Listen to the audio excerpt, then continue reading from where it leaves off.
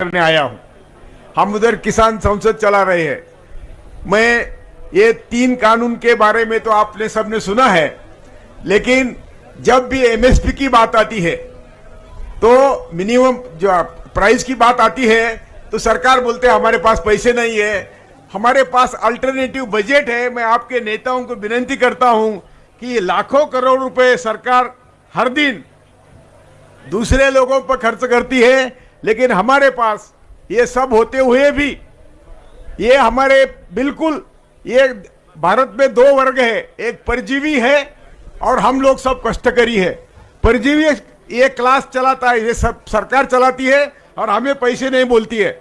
मैं एक ही मुद्दा आपके सामने रखने आया हूं कि हमें एमएसपी मिलनी ही चाहिए। यदि ये क्रांतिकारी आंदोलन फेल होता है तो हमारा देश फेल हो जाएगा।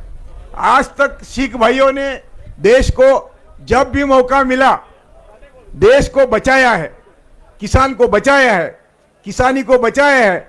मैं गुरु नानक जी से इतिहास पढ़ा हूं, छत्रपति शिवाजी का उनका नाता मैं जानता हूं, लेकिन मैं आपको एक विनती कर रहा हूं कि आप मेरी ये बात ध्यान से सुनिए कि हमारे ऊपर जो परजीवी लोग हम पर राज कर रहे हैं, ये ब्राह्मणवादी होंगे, पूंजीवादी होंगे, ये लोग हमको एक मीडिया उनका है, चलाने वाले उनके हैं, तो हमें सच देश का मालूम नहीं होता।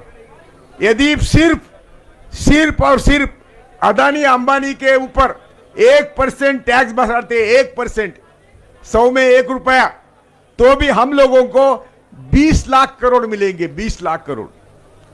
1% टैक्स। यह जापान और बाकी देशों में जब हम कोई संपत्ति वाला मरता है तो उसके ऊपर डेथ एक टैक्स होता है, टैक्स वो वहाँ 50% है, यानी 100 में से 50% गवर्नमेंट लेती है।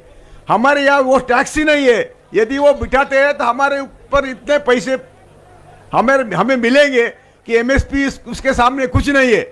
ऐसे कई टैक्सेस हैं जो अल्टरनेट बजट हमने निकाला है। हम आपको विनती करते हैं कि आज जो क्रांतिकारी आंदोलन है ये किसी हालत में वापस नहीं लेना है। हम एमएसपी पे बिना और 3 कानून रद्द किए बिना घर नहीं जाना है। मैं उधर काम कर रहा हूं, मैं यही संदेश देने आया था। पैसे सरकार के पास बहुत है, सब बजट देने का मुझे समय नहीं है, मुझे 4 मिनट मिले थे।